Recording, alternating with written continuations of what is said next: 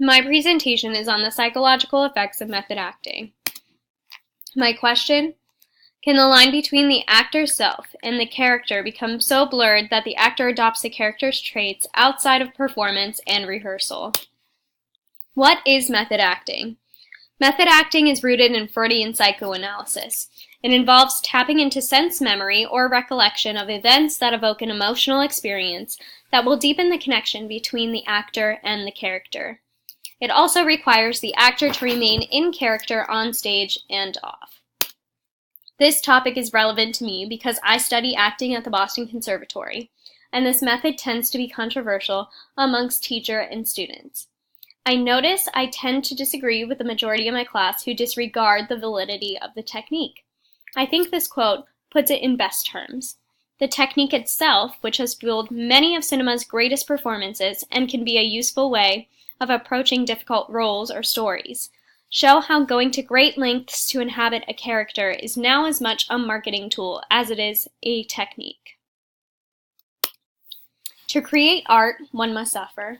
I have included pictures of famous method actors, including Heath Ledger, who famously locked himself in isolation in a hotel room and created a diary from the perspective of the Joker, Shia LaBeouf, who pulled out his own tooth on the set of the movie Fury, Christian Bale, who lost 60 pounds and gained it back for consecutive movies in a short period of time, Jared Leto, who also played the Joker, who sent gifts from his character to the cast members, including roadkill and used condoms, Michelle Williams, who tied her knees together to learn to walk like Marilyn Monroe, and Daniel Day-Lewis, who only communicated as his character to his cast, including phone and text conversations as if they were in the time period.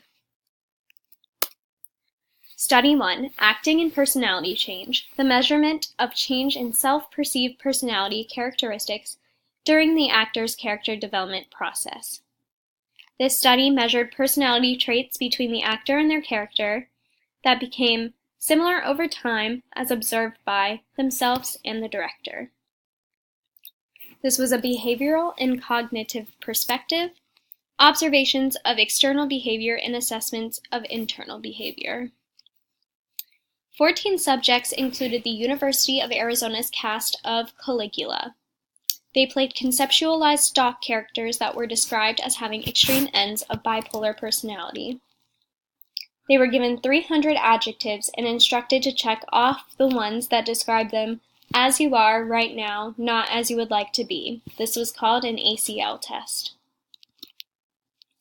It was measured 1 month prior to the rehearsal process, mid-rehearsal, the last week of the performance, and 1 month after the show closed.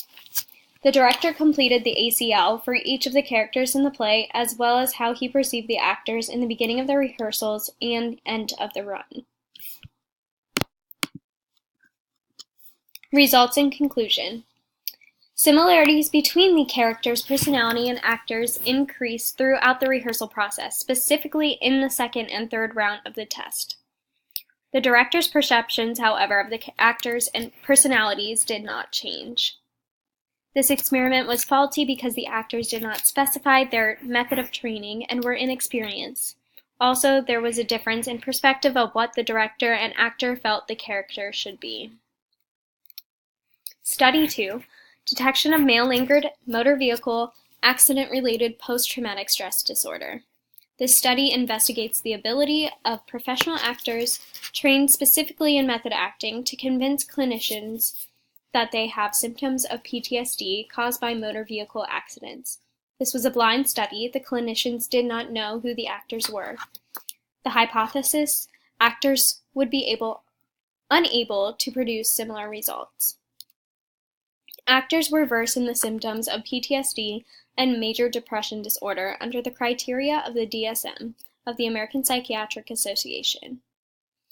They underwent psychiatric evaluations, including multiple diagnostic tests, interviews, and physical screenings measuring heart rate, blood pressure, and skin reaction.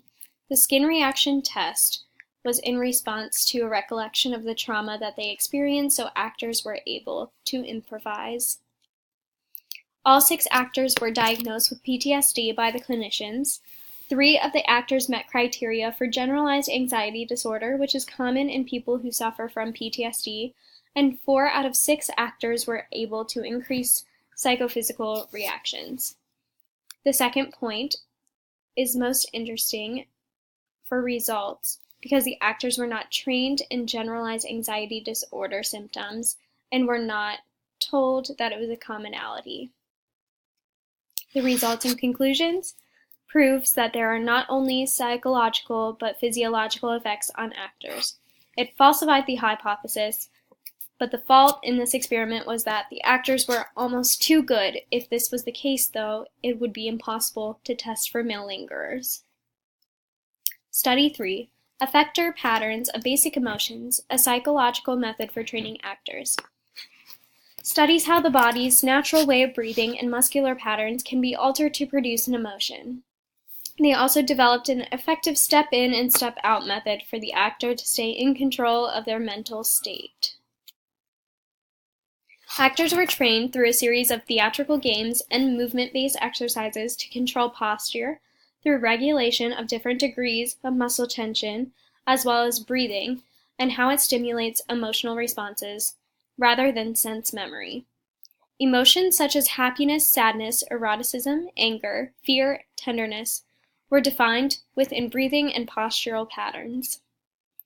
Actors were hooked to an electrocardiogram to measure respiratory movements, an electromyogram to measure muscle contractions of the quads, abdomen, lips, arms, and jaw, while producing different emotions on command.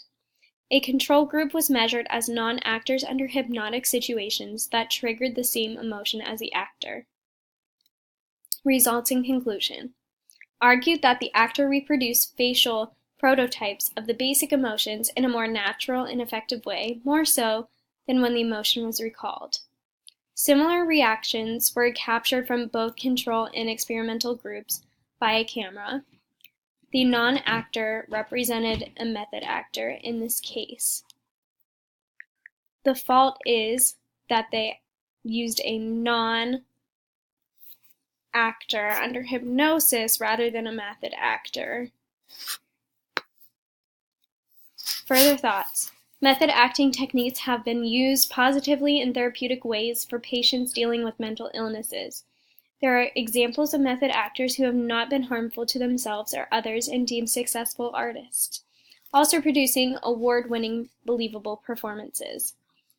Mental illness in this case is usually a result of past traumas being accessed and not so much the method itself.